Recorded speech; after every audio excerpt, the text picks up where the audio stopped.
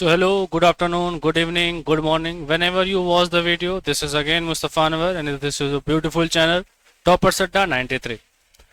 तो मेरे प्यारे बच्चों, आज मैं फिर हाजिर हूँ आपके सबके सामने एक नई सीरीज के साथ, एक नए चैप्टर के साथ। चैप्टर नाम एसिड बेस एंड सॉल्ट। अगर हम अपने पूरी लाइफ को देखें तो हमारी पूरी लाइफ की स्टार्टिंग, सुबह की जर्नी एसिड बेस और सॉल्ट के कंपोनेंट से होती है।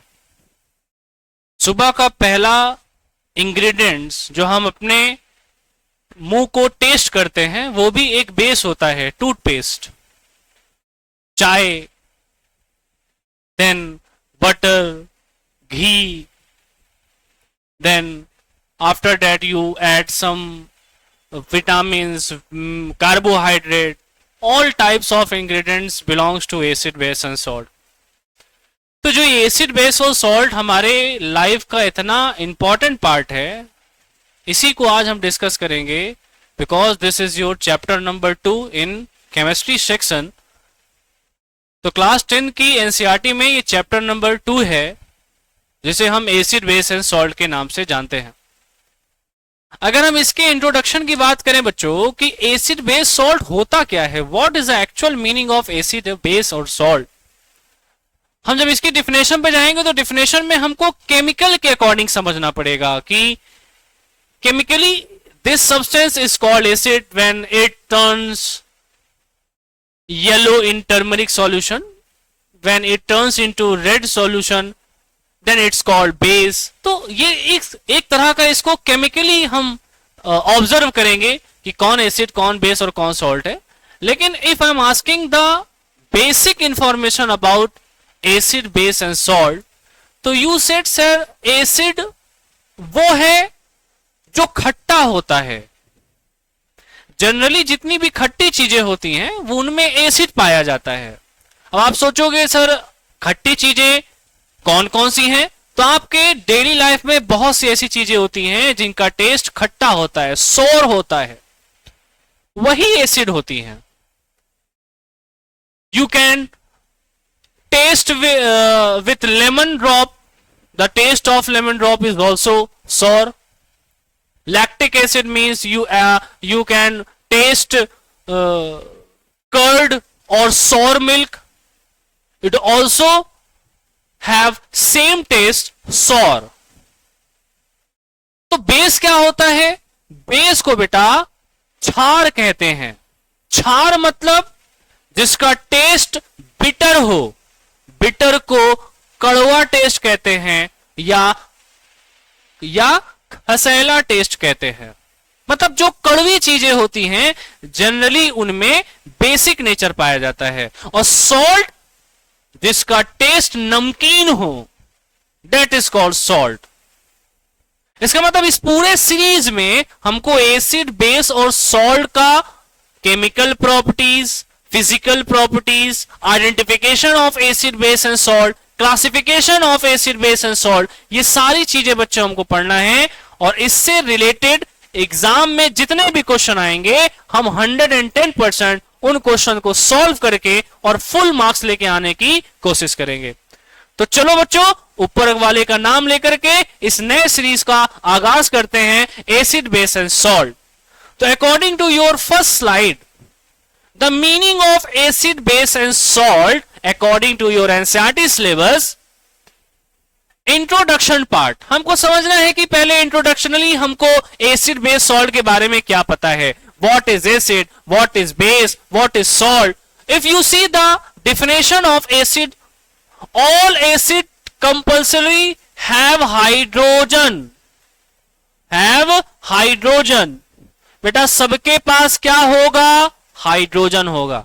एक एक चीज को समझाऊंगा, एक एक चीज को लिखाऊंगा, बट कंडीशन आप उसको लिखना चाहते हो कि नहीं लिखना चाहते हो। इसका मतलब आपको उसको लिखना है तभी आप इसको समझ पाओगे। All acid compulsory, all acid compulsory have hydrogen, मतलब एक ऐसा कंपोनेंट जिसके पास हाइड्रोजन हो as their constituent element in the form of proton. बेटा इस पॉइंट को समझिएगा।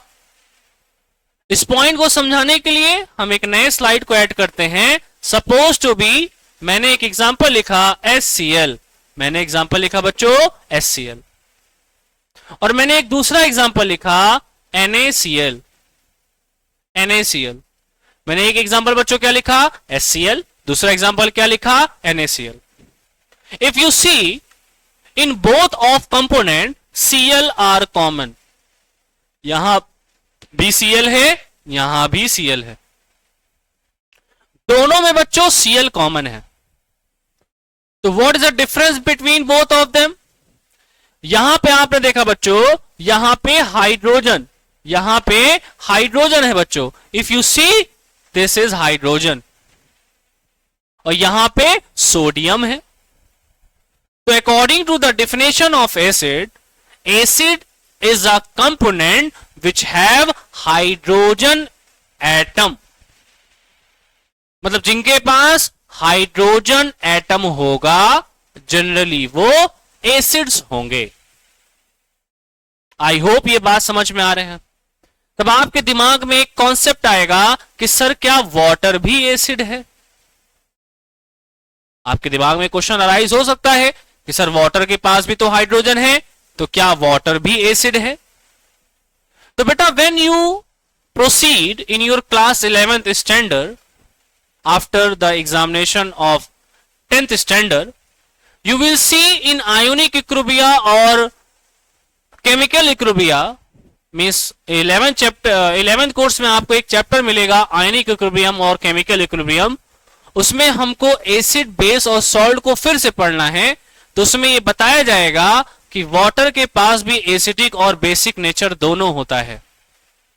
लेकिन जनरली अभी आपको यह समझना है कि वाटर को एसिड के कैटेगरी में नहीं रखेंगे हम।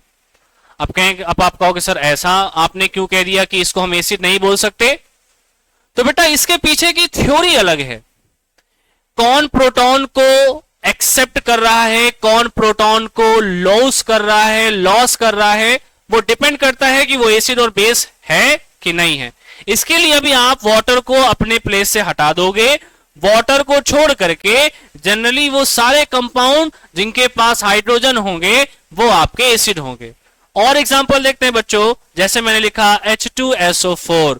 मैंने क्या लिखा बच्चों? मैंने लिखा H2SO4। H2SO4 में भी आप देखोगे बेटा यहां पे आपका हाइड्रोजन है। HBr, यहां भी आपका हाइड्रोजन है। HNO3, यहां भी आपका हाइड्रोजन है। इसका मतलब वो सारे कंपोनेंट जिसमें आपके हाइड्रोजन होते हैं जनरली वो आपके एसिड्स होते हैं। आई होप ये बात आप अच्छे से समझ गए होंगे। तो what about base? All bases are either metallic oxide. एक बात यहां पे ध्यान रखना है, all bases are the metallic oxide और मेटेलिक हाइड्रोक्साइड।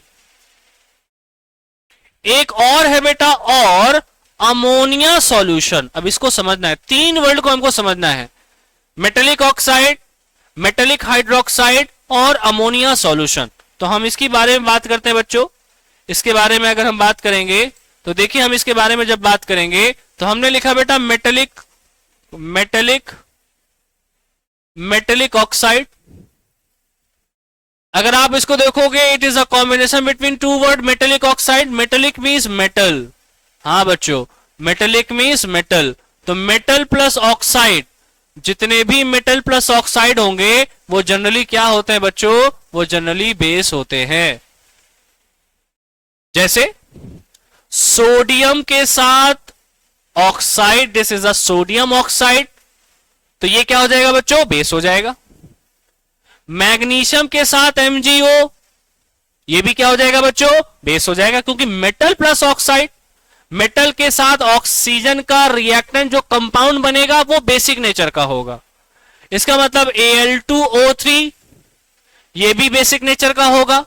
अच्छा, Al2O3 को हम आगे के लेक्चर में पढ़ेंगे बेटा कि Al2O3 have amphoteric nature, amphoteric nature, amphoteric nature. अच्छा बच्चों, ये एम्फोटेरिक नेचर क्या होता है? Amphoteric nature is the specific nature of a component which have a dual nature. They have acidic nature as well as basic nature. इसका मतलब amphoteric वो component होते हैं जिनके पास एसिडिक नेचर भी होता है और बेसिक नेचर भी होता है. तो Al2O3 मींस एल्यूमिनियम ऑक्साइड जो होता है बेटा, वो कभी कभी एसिडिक के जैसे भी बिहेव करता है और कभी कभी बेस के जैसे भी बिहेव करता है. इसको हम आगे के लेक्चर में समझेंगे. और क्या हो सकता है बच्चों? CaO हो सकता है, K2O हो सकता है, उसके बाद CuO हो सकता है. इन सभी में अगर हम देखेंगे तो सभी के पास बेटा क्या है? मेटल है. देखो यहां पे मेटल है, मेटल के साथ साथ बेटा यहां पे ऑक्सीजन भी है, इसलिए this is called metallic oxide. और metallic oxide is a base. दूसरे वर्ड को समझना है बच्चों, metallic hydroxide. Metallic hydroxide, metallic hydroxide. अच्छा, हाइड्रोक्साइड का सिंबल होता है बेटा OH माइनस. इसका मतलब जिसके पास OH होगा वो भी बेस होगा जैसे. लेकिन इसको भी अगर हम देखेंगे तो इसमें मेटल के साथ OH होना चाहिए बच्चों. बहुत ज्यादा इंपॉर्टेंट टॉपिक है. मेटल के साथ क्या होना चाहिए बच्चों? हाइड्रोक्साइड होना चाहिए. मतलब OH तो हो लेकिन वो मेटल के साथ हो, then we called base. Suppose to be MgOH whole twice, NaOH, CaOH whole twice. Beta, if you see all three example have OH, hydroxide base. इसमें बेटा OH है, इसमें भी OH है, इसमें भी OH है, और साथ में मैग्नीशियम, सोडियम एंड कैल्शियम, ये सारे के सारे क्या है बेटा? These are metals. इसका मतलब जब मेटल के साथ OH आएगा तभी वो बेस होगा. इसी से रिलेटेड एक क्वेश्चन आपके एग्जाम में आ सकता है कि what about C2H5OH is a base or not. मान लीजिए क्वेश्चन आपके सामने आ गया कि बेटा C2H5OH के पास भी तो OH है, तो क्या ये बेस हो जाएगा? अब आप कॉन्फिडेंटली बता सकते हो कि सर ये बेस नहीं होगा, क्योंकि मुस्तफा सर ने बताया था कि मेटल के साथ अगर ऑक्साइड होगा, हाइड्रोक्साइड होगा, तभी वो बेस होगा. इसका मतलब C2H5 आपका मेटल नहीं है, इसीलिए बेस नहीं है. तो आप इसका आंसर क्या बताओगे? Because this is your answer, because C2H5 is not a metal, is not a metal. That's why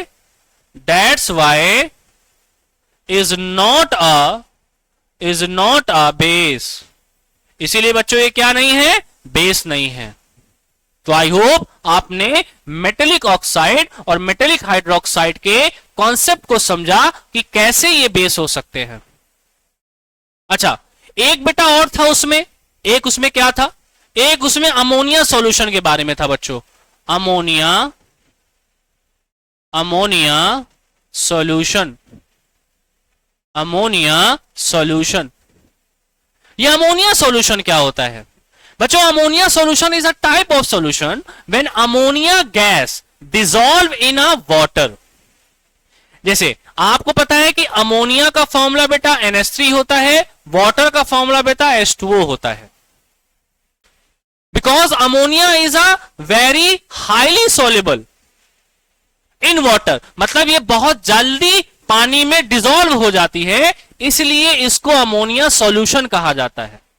और when ammonia dissolve in a water it form a solution which nature is basic. तो जब ये आपस में dissolve होंगे, तो dissolve होने के बाद बेटा जब ये प्रोडक्ट देंगे तो उस प्रोडक्ट को कहते हैं NH4OH. क्या कहते हैं? NH4OH. इसके दो नाम होते हैं बच्चों, इसको अमोनिया सॉल्यूशन भी कहते हैं, अमोनिया सॉल्यूशन और अमोनियम हाइड्रोक्साइड। तो अब अभी आपने समझा कि if any metal contain oxide, hydroxide, then it's called base. उसके अलावा अमोनिया सॉल्यूशन भी बेसिक नेचर का होता है। तो बेटा यही कुल मिलाकर के बेस के बारे में इंफॉर्मेशन थी, जो आई होप आप लोगों ने इसको अच्छे से समझा होगा। अब हम कुछ बात कर लेते हैं सॉल्ट के बारे में। तो देखिए बेटा ये लाइन जो लिखी हुई है, ये सॉल्ट के बारे में इंफॉर्मेशन समझाया गया है। What is salt? All salt are chemical compound. They are formed by the interaction acid and base. If you see the chapter number 1, chemical reaction and chemical equation, in chemical equation and chemical reaction you have a type of reaction that name is double displacement reaction. And in double displacement reaction we have already discussed that double displacement reaction is also a two type. Number first precipitation reaction, number second neutralization process और neutralization reaction. तो बेटा neutralisation reaction क्या होती है? Neutralisation reaction is the double displacement reaction in which acid and base react together and gives salt and water. Only salt and water. इसका मतलब जो salt होता है वो एक तरह का प्रोडक्ट होता है after the neutralisation process. When acid and base react together, it form a component. That component name is salt. तो बच्चा यही सॉल्ट का ओरिजिन है कि सॉल्ट ऐसे ही बनता है, बिना एसिड और बिना बेस के सॉल्ट कभी नहीं बन सकता. और salt is a neutralised product. वो न्यूट्रलाइज्ड प्रोडक्ट होता है.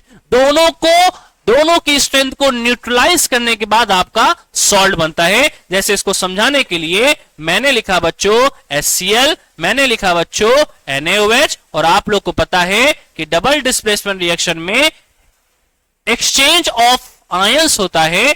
HOH के साथ कंबाइन करेगा, NaCl के साथ कंबाइन करेगा, and your product is NaCl and H2O. It mean जो NaCl होगा बच्चों दैट इज कॉल्ड सॉल्ट. तो आई होप आपको एसिड बेस एंड सॉल्ट का जनरल इंट्रोडक्शन समझ में आया होगा कि एसिड वो है जिनके पास हाइड्रोजन है, बेस वो है जिन मेटल के पास ऑक्सीजन है और हाइड्रोक्साइड है, और सॉल्ट वो प्रोडक्ट है जब एसिड और बेस आपस में रिएक्ट करते हैं और रिएक्ट करने के बाद आपको एक प्रोडक्ट देते हैं. That product name was salt.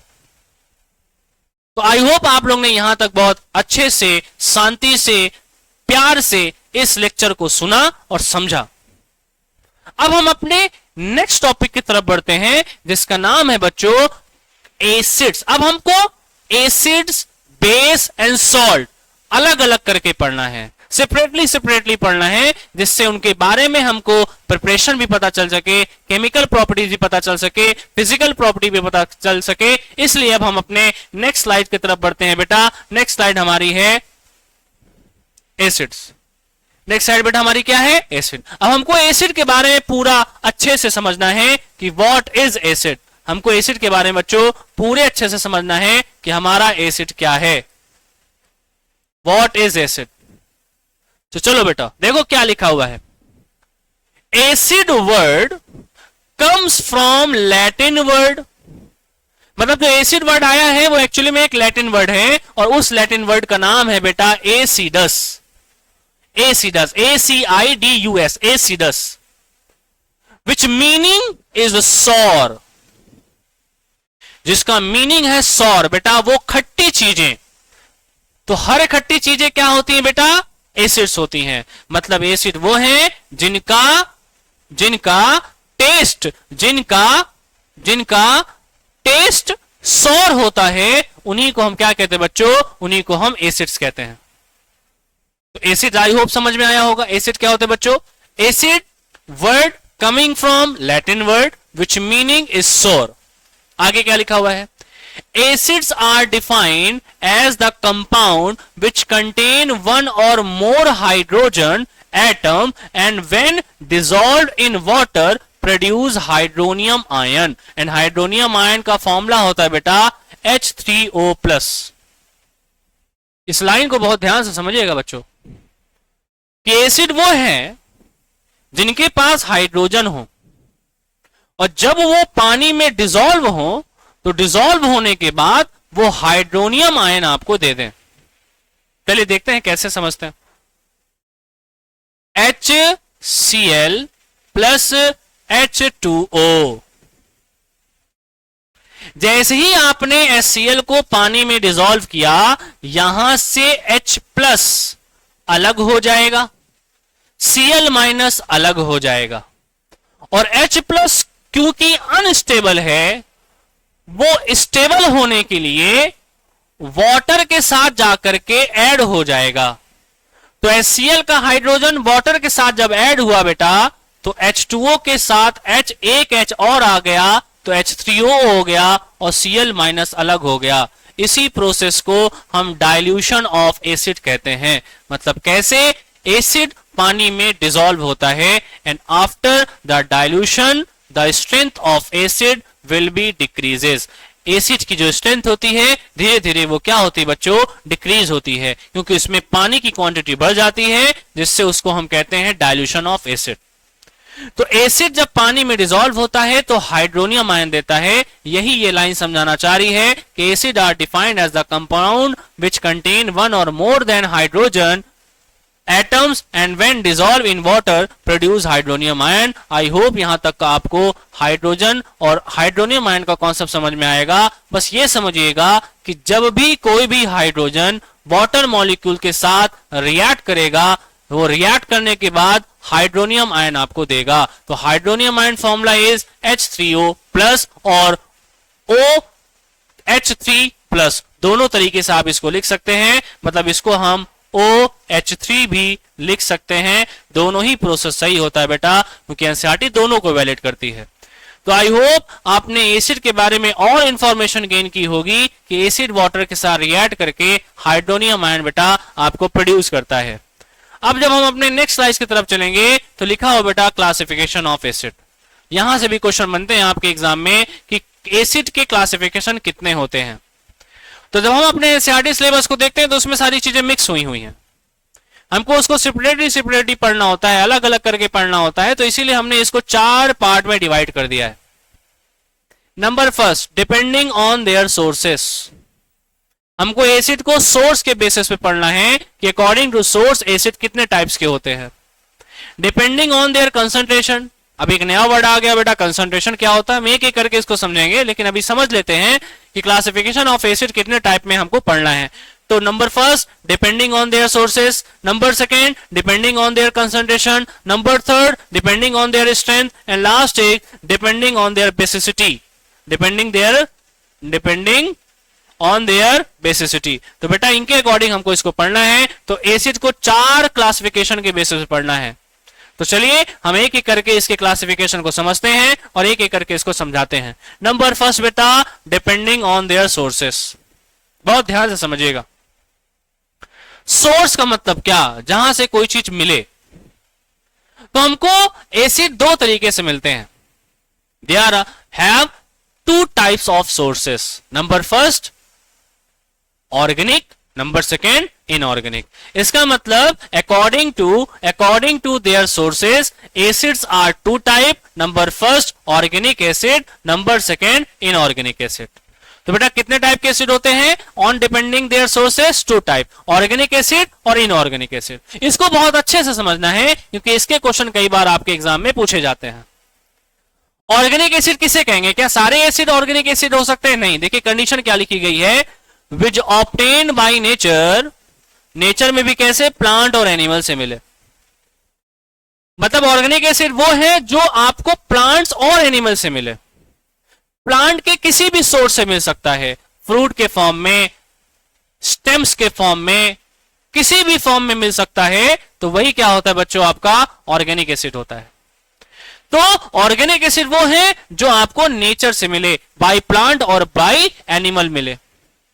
और ये लाइन बहुत ही ज्यादा इंपॉर्टेंट है, and having carbon and hydrogen as a main elements. मतलब हमको पता है कि एसिड है हाइड्रोजन, बट अगर उसमें कार्बन भी हो गया तब वो एसिड ऑर्गेनिक एसिड होगा, नहीं तो वो ऑर्गेनिक एसिड नहीं होगा। जैसे मैं कुछ एग्जांपल लिखता हूं, मैंने लिखा बेटा HCl, क्या ये ऑर्गेनिक एसिड है? आपका आंसर होगा नहीं सर, ये ऑर्गेनिक एसिड नहीं है, because it have only hydrogen, not present carbon. इसमें कार्बन प्रेजेंट नहीं है। लेकिन जैसे ही मैं लिखता हूं HCOOH,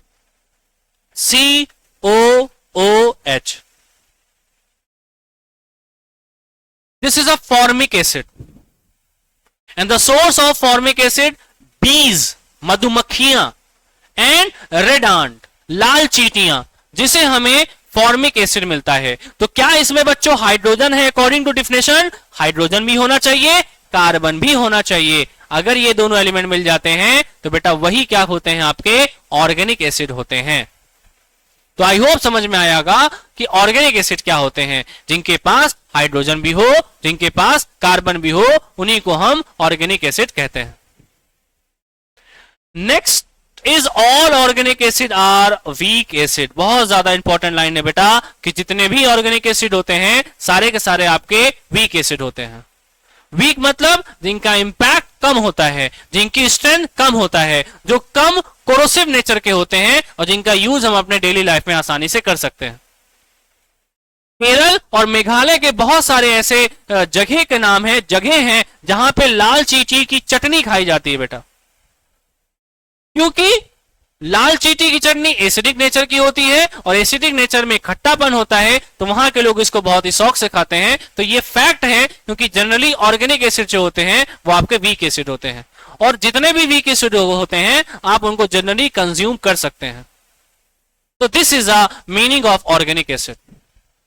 on my right hand the second type of acid on the basis of source is inorganic acid. तो इसके बारे में क्या लिखा बच्चों? Acid which are obtain from minerals, जो आपको किससे मिले बेटा? मिनरल से मिले, रॉक से मिले, मिनरल से मिले, वही क्या कहलाता है आपका बेटा? इनऑर्गेनिक एसिड कहलाता है। लेकिन इस लाइन को समझिएगा, they do not contain carbon. 99% case में इनऑर्गेनिक एसिड के पास कोई भी कार्बन नहीं होता है। Only one exception are there, बहुत ही इंपॉर्टेंट एक्सेप्शन है बेटा, only one exception are there, carbonic acid. Only one exception are there, carbonic acid. बेटा कौन सा acid? Carbonic acid. Carbonic acid एक ऐसा एसिड होता है जो होता तो इनऑर्गेनिक है, लेकिन उसमें कार्बन और हाइड्रोजन दोनों होता है, and the formula of carbonic acid is H2CO3। तो जो कार्बोनिक एसिड होता है इसका नेचर वीक होता है। That's why it use in soft drink. जितने भी आपके सोडा और सॉफ्ट ड्रिंक होते हैं, कोका कोला, पेप्सी, और जितने भी आप मार्केट में सॉफ्ट ड्रिंक के नाम से चीजों को पीते हो, उसमें कार्बोनिक एसिड यूज किया जाता है। तो कार्बोनिक एसिड मिनरल एसिड होने के बावजूद वीक एसिड होता है, और वीक एसिड होने की वजह से इसका यूज हम सॉफ्ट ड्रिंक में करते हैं। तो आई होप इस क्लासिफिकेशन को आपने बहुत ही दिल लगा करके समझा होगा और बहुत ही अच्छे से समझा होगा। तो समझेंगे क्यों नहीं, क्योंकि समझना पड़ेगा, क्योंकि आपका एग्जाम फैब में है। फैब में अगर एग्जाम है तो इसको बहुत ही दिलो जान से समझना पड़ेगा, क्योंकि यही आपको नंबर दिलाएगा। आपको अपने माँ बाप का नाम रोशन करना है, एक अच्छा परसेंटेज लाना है। इन परसेंटेज को लाने के लिए दिन रात मेहनत करनी है। कामयाबी मिलेगी आपको एक दिन, जरूर मिलनी ही है, अगर आपने सच्चे दिल से इसको एक्सेप्ट किया और इसकी मेहनत की। तो देखिए कार्बोनिक एसिड के बारे में कुछ चीजें और लिखी जो कि मैंने अभी आपको बताया कि carbonic acid have H2CO3 formula, is a weak mineral acid, it turns blue litmus into pink। अब ये लिटमस पेपर क्या होता है अभी आगे का टॉपिक है, लेकिन ये ब्लू लिटमस को पिंक में कन्वर्ट करता है। ये नॉन कोरोसिव नेचर का होता है, इसीलिए इसका यूज सॉफ्ट ड्रिंक्स में किया जाता है। आई होप यहां तक की चीजें समझ गए होंगे आप लोग। अच्छा बेटा, ये मैंने एक अलग से कुछ वर्ड लिखा हुआ है, oxy acid and hydra acid. इसको समझ जाइए कि ये भी एक तरह के टाइप्स के एसिड होते हैं। Oxy acid means which acid have oxygen, मतलब जिनके पास ऑक्सीजन होगा वो ऑक्सी एसिड, और जिनके पास ऑक्सीजन नहीं होगा वो हाइड्रा एसिड। बस यही है, which acid do not have oxygen, मतलब जिनके पास ऑक्सीजन नहीं होगा वो हाइड्रा एसिड, और जिनके पास ऑक्सीजन होगा उनको हम ऑक्सी एसिड कहते हैं। अब हम कुछ एसिड के टाइप्स को देखते हैं और समझते हैं कि कौन हमारे हाइड्रा एसिड हैं, कौन हमारे ऑक्सी एसिड हैं। H2CO3 ऑक्सीजन है, HCl ऑक्सीजन नहीं है, HBr ऑक्सीजन नहीं है, HI ऑक्सीजन नहीं है, HF ऑक्सीजन नहीं है, H2SO4 ऑक्सीजन है। इसका मतलब you have only 4 type, you have only 4 example for hydra acid. इसका मतलब 4 एग्जाम्पल को छोड़ करके बाकी सारे एसिड के पास ऑक्सीजन होता है, इसलिए सारे एसिड आपके ऑक्सी एसिड कहलाते हैं। तो आई होप यहां तक की स्लाइड आपको बहुत अच्छे से समझ में आई होगी कि बेटा ऑक्सी एसिड और हाइड्रा एसिड क्या होते हैं, ऑर्गेनिक एसिड और इनऑर्गेनिक एसिड क्या होते हैं। अब हमारे पास ये कुछ एसिड और उनके सोर्सेस के बारे में मैंने लिखा हुआ है कि ऑर्गेनिक एसिड के सोर्स क्या होते हैं और कौन कौन से ऑर्गेनिक एसिड हमारे नेचर में प्रेजेंट होते हैं। सिट्रिक एसिड, जिसके बारे में बहुत अच्छे जानते हो, जो लेमन में पाया जाता है। सॉरी, यहां पे आई थिंक गलत मिसप्रिंट हो गई है। Citric acid is not found in vinegar, ये विनेगर में बच्चों नहीं पाया जाता है। Citric acid found in citrus fruits,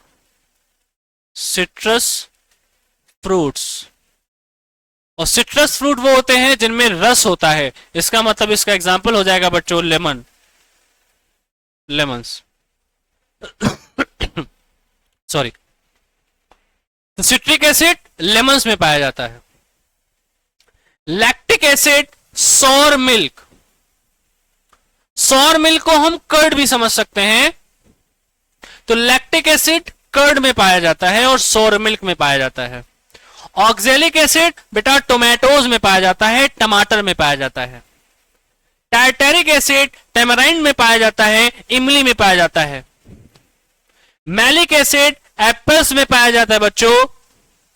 formic acid sting of बीज एंड आंट्स, मतलब अभी मैंने बताया कि मधुमक्खियों के डंक में और चींटियों में पाया जाता है बेटा फॉर्मिक एसिड।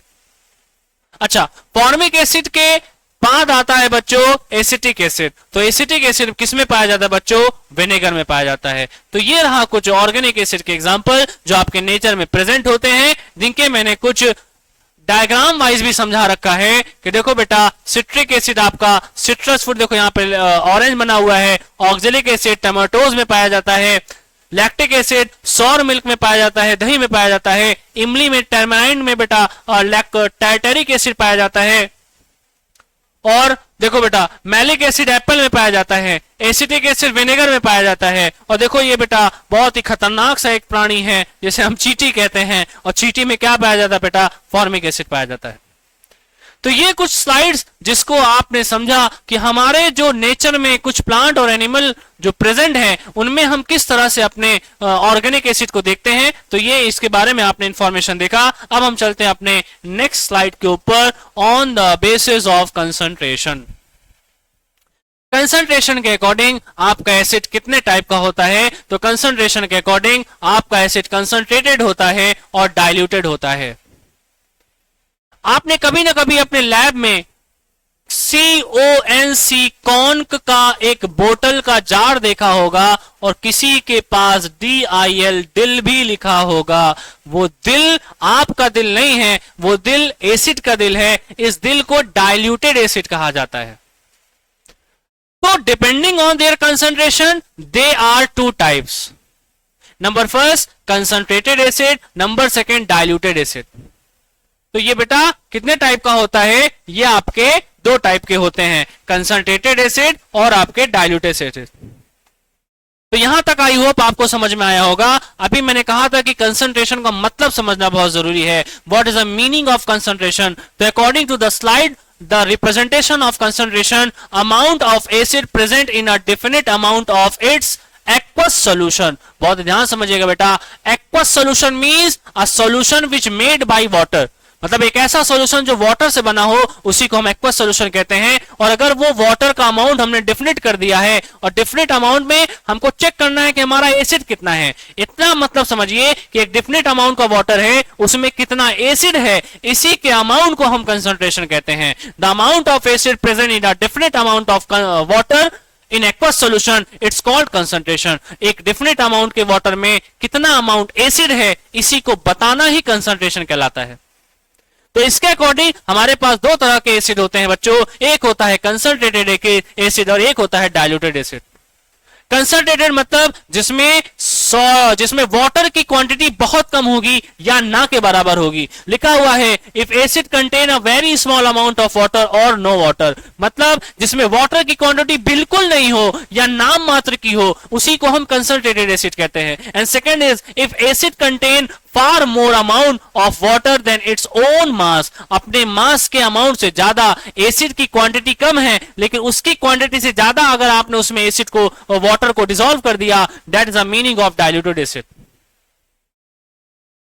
तो आई होप यहां तक को आपने समझा होगा कि on the basis of concentration हमारा एसिड कितने टाइप का होता है, एक होता है कंसंट्रेटेड और एक होता है बच्चों डाइल्यूटेड। अब एक लाइन बहुत ही ध्यान से सुनिएगा, इसको अपने कॉपी और पेन में नोट जरूर करिएगा। Generally all acids present in concentrated form. क्या मैंने बोला? हाँ मैंने सही बोला कि generally all acid are present in concentrated form. इसका मतलब हमको कंसंट्रेटेड से डाइल्यूटेड बनाना होता है by the adding of water. हमको उसमें वाटर को ऐड करना होता है। अब सोच के बताइए, एक क्वेश्चन बहुत आपके दिमाग में आया होगा, स्कूल में भी बहुत बार टीचर्स ने पूछा होगा कि क्या दोनों का स्टेटमेंट सही है, एडेड इनटू वाटर और एसिड एडेड इनटू वाटर और वाटर एडेड इनटू एसिड। मतलब एसिड को पानी में मिलाइए या पानी को एसिड में मिलाइए, दोनों ही तो हम पानी मिला रहे हैं। जैसे कहते नहीं कि कान चाहे एक हाथ से पकड़िए, कान चाहे दूसरे हाथ से पकड़िए, हमको क्या पकड़ना है? कान। लेकिन केमिस्ट्री में कुछ चीजें फेल हो जाती हैं कि एसिड को पानी में मिलाया जाता है, पानी को एसिड में नहीं मिलाया जाता। इसका रीजन जानने के लिए मेरे साथ बने रहिएगा। इस लेक्चर में, इस टॉपिक में, इस चैप्टर में हम इसको जरूर समझेंगे कि पानी में एसिड को क्यों मिलाया जाता है, पानी में एसिड को क्यों मिलाया जाता है। इसको जानने के लिए मेरे साथ जरूर बने रहिएगा बच्चों, आगे हम इसको जरूर डिस्कस करेंगे। अब थर्ड है बेटा डिपेंडिंग ऑन देयर बेसिसिटी। बहुत ज्यादा क्वेश्चन इस टॉपिक से पूछा जाता है कि बेसिसिटी के अकॉर्डिंग आपका एसिड कितने टाइप का होता है। तो सबसे पहले तो हम समझेंगे बेटा कि बेसिसिटी क्या होता है। बेसिसिटी कहते हैं किसको है? तो देखिए बेटा यहां पे लिखा हुआ है number of hydronium ion, number of hydrogen और hydronium ion that can be produced by their the ionization of one molecules of acid. मतलब अभी मैंने कुछ देर पहले बताया था कि एसिड जब पानी के साथ डाइल्यूट होता है तो एसिड का हाइड्रोजन वाटर के साथ कंबाइंड होकर हाइड्रोनियम आयन बनाता है। इसका मतलब जितना हाइड्रोनियम आयन बनेगा, the number of hydronium ion present in the aqueous solution of acid, it's called basicity। aqueous solution के कंटेनर में जितना हाइड्रोनियम आयन होगा उसी को हम क्या कहते हैं बच्चों? उसी को हम कहते हैं बेसिसिटी। तो आई होप यहां तक समझ में आया होगा। तो इसके अकॉर्डिंग बेसिसिटी बेटा चार टाइप का होता है। एक होता है मोनोबेसिक, एक होता है डाइबेसिक एसिड, एक होता है ट्राइबेसिक एसिड और एक होता है बेटा टेट्राबेसिक एसिड। अब इसको हम थोड़ा सा समझ लेते हैं। ट्राइबेसिक एसिड क्या होता है, टेट्राबेसिक एसिड क्या होता है और डाइबेसिक एसिड क्या होता है। मोनो मीन्स होता है बेटा वन, मोनो मीन्स होता है वन। डाई मीन्स होता है बच्चों डाई मीन्स होता है, di means two, di means two. Tri, tri means होता है बेटा थ्री, और टेट्रा मीन्स होता है बच्चों, टेट्रा मीन्स होता है फोर, टेट्रा मीन्स होता है फोर। इसका मतलब जरूरी नहीं है कि जितने हाइड्रोजन हो उतने हाइड्रोजन हाइड्रोनियम आयन दे, लेकिन यह जरूरी है कि किसी भी एसिड को होने के लिए हाइड्रोजन का होना जरूरी है। मैं बहुत कंफ्यूजन वाली बात बोल रहा हूं, लेकिन उसको समझना बहुत जरूरी है। जैसे समझाने के लिए मैंने आपको समझाया CH3COOH। आप इसको देखते ही साथ कहोगे सर इसमें 4 हाइड्रोजन हैं इसलिए टेट्रा बेसिक होगा, लेकिन वैसा ऐसा नहीं है। इसके 4 हाइड्रोजन भले से हैं, लेकिन इसका सिर्फ ये वाला हाइड्रोजन ही पानी में डिसॉल्व होता है। इसका मतलब जितना पानी में डिसॉल्व होगा हाइड्रोजन और जितना हाइड्रोनियम आयन बनेगा वही उसकी बेसिसिटी कहलाएगी। इसमें 4 हाइड्रोजन भले से दिख रहे हैं, लेकिन ये कभी भी 4 हाइड्रोजन को डिसॉल्व नहीं करता है, because 3 hydrogen added with central metal. ये जो 3 हाइड्रोजन होते हैं बेटा, ये कार्बन के साथ अटैच होते हैं, और कार्बन कभी भी अपने इलेक्ट्रॉन को ना लॉस करता है ना गेन करता है, इसीलिए कभी भी इससे हाइड्रोजन को अलग करना इम्पॉसिबल होता है। इसका मतलब मेरे प्यारे प्यारे बच्चों, एक बात समझ में आई कि if any hydrogen attached with the central metal or carbon, they can't dissolve in a water and never form a hydronium ion। मतलब मैंने ये जो बताया है इस पॉइंट को लिखिएगा जरूर कि कभी भी अगर हाइड्रोजन सेंट्रल मेटल के साथ अटैच होगा और कार्बन के साथ अटैच होगा तो कभी भी उससे हमको हाइड्रोजन को निकालना इम्पॉसिबल होता है। ये पॉइंट को लिखिएगा जरूर अपने नोट्स में। इसका मतलब ये तीनों हाइड्रोजन कार्बन के साथ लगे हुए हैं, इसलिए कभी भी इससे नहीं निकलेंगे। तो निकलेगा कौन बच्चों? सिर्फ और सिर्फ ये हाइड्रोजन। इसीलिए ये कौन सा टाइप का एसिड होता है? That is monobasic acid. Monobasic acid, monobasic acid. इसी से सिमिलर HCOOH होता है। अब आप बताओ बेटा, इसमें 2 हाइड्रोजन दिख रहे हैं, लेकिन निकलेगा कौन? सिर्फ और सिर्फ ये वाला हाइड्रोजन, बिकॉज ये हाइड्रोजन कार्बन के साथ लगा हुआ है। और अभी कुछ देर मैंने बताया the number of hydrogen which attach with central metal और carbon atom, they never losses and dissolve in aqueous solution and form a hydronium ion. कभी भी वो हाइड्रोनियम आयन और आपका हाइड्रोनियम आयन नहीं बनाएंगे। इसका मतलब जब वो हाइड्रोनियम आयन नहीं बनाएंगे तो कभी भी उनकी काउंटिंग बेसिसिटी में नहीं होगी, because basicity is the number of hydronium ion which form by the dilution of acid in aqueous solution. I hope यहां तक की चीजें आपको समझ में आई होंगी। तो अभी जो मैं बात कर रहा था कि monobasic acid, dibasic acid, tribasic acid, tetrabasic acid, इसमें कितने कितने हाइड्रोजन होंगे, तो हम कुछ अब इसके एग्जांपल लिखते हैं विद देयर सॉल्यूशन और with their name. Monobasic acid, monobasic acid, monobasic acid. मैं कुछ एग्जांपल लिखता हूं बेटा, इसको जरूर नोट करिएगा। Number first CH3COOH, number second HCOOH, number third HCl, number next HBr, then HI, then HF।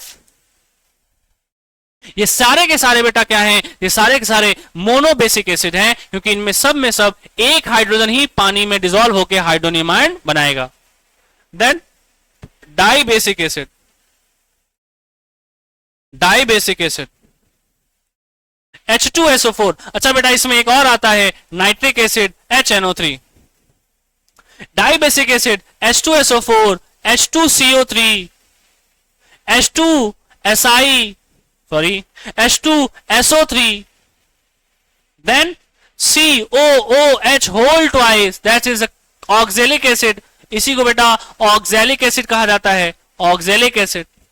हाँ, वही ऑक्जेलिक एसिड जो आपका टोमेटोज में पाया जाता है, ऑक्जेलिक एसिड। उसके बाद बच्चों, उसके बाद आता है H3PO3। हाँ, अभी जो मैंने बोला उस चीज को समझिएगा। मैंने यहां पे लिखा है H3PO3, and when you see the example of H3PO3, आपने कहा सर इसमें तो 3 हाइड्रोजन है, तो इसका मतलब इसकी बेसिसिटी 3 होना चाहिए, लेकिन ऐसा नहीं है। अभी मैंने कुछ देर पहले एक स्टेटमेंट बोला था, the hydrogen attach with central metal और carbon atom, it never be dissolve in aqueous solution और can't be produce hydronium ion. इसका मतलब इसमें कहीं ना कहीं 3 हाइड्रोजन में से 2 हाइड्रोजन सेंट्रल मेटल के साथ अटैच होंगे। इसका मतलब, सॉरी मैंने जो बोल दिया उसके लिए सो सॉरी। इसका मतलब फास्फोरस के साथ 3 हाइड्रोजन, 3 में से तीन में से एक हाइड्रोजन एक ऐसा होगा जो फास्फोरस के साथ अटैच होगा। इसका स्ट्रक्चर कुछ इस तरह से होता है बच्चों, अगर आप इसके स्ट्रक्चर को देखोगे तो कुछ इस तरह से होता है, बहुत ध्यान देखिएगा। यहां पे हाइड्रोजन, यहां पे ऑक्सीजन, यहां पे ऑक्सीजन, यहां पे ऑक्सीजन, यहां पे हाइड्रोजन, यहां पे हाइड्रोजन और यहां पे हाइड्रोजन। इसका मतलब ये जो हाइड्रोजन है ये फास्फोरस के साथ अटैच है, और जो हाइड्रोजन सेंट्रल मेटल के साथ अटैच होगा वो कभी भी हाइड्रोनियम आयन नहीं बनाएगा। इसका मतलब सिर्फ ये हाइड्रोजन निकलेगा और ये हाइड्रोजन निकलेगा, इसीलिए ये कौन सा बेटा है, ये आपका डाई बेसिक एसिड है।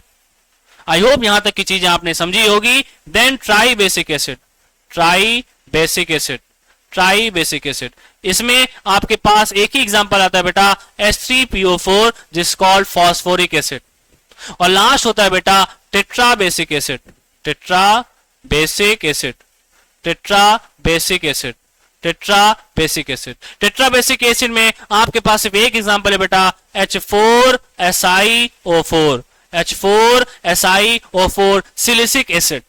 इसका नाम क्या होता है बेटा, सिलिसिक एसिड। तो this is based on the term basicity. तो आई होप आप लोगों ने बेसिसिटी को समझा होगा कि जो दिखता है वो होता नहीं और जो होता है वो दिखता नहीं। So our classes will be end. तो हमने आज तक की क्लास में समझा कि हमारा एसिड क्या होता है, बेस क्या होता है, सॉल्ट क्या होता है, टाइप्स ऑफ एसिड को समझा, on the basis of source, on the basis of concentration, on the basis of basicity. अब हमारी जो नेक्स्ट क्लास रहेगी वो on the basis of strength पे होगी। then after the class we discuss about the base, and then after this class then we discuss about the salt. तो आई hope यहां तक की जो चीजें आप लोगों ने समझी उसको अपने कॉपी में जरूर लिखा होगा। तो thank you for watching this class, and I hope आप लोग इसको बहुत अच्छे से पढ़ोगे और अपने अपकमिंग एग्जाम में अच्छे मार्क्स लेके आओगे। Thank you so much. This is your beautiful channel Toppers Adda 93 and this is your host cum दोस्त Mustafa Anwar here. And again like and subscribe करना मत भूलिएगा। Thank you so much.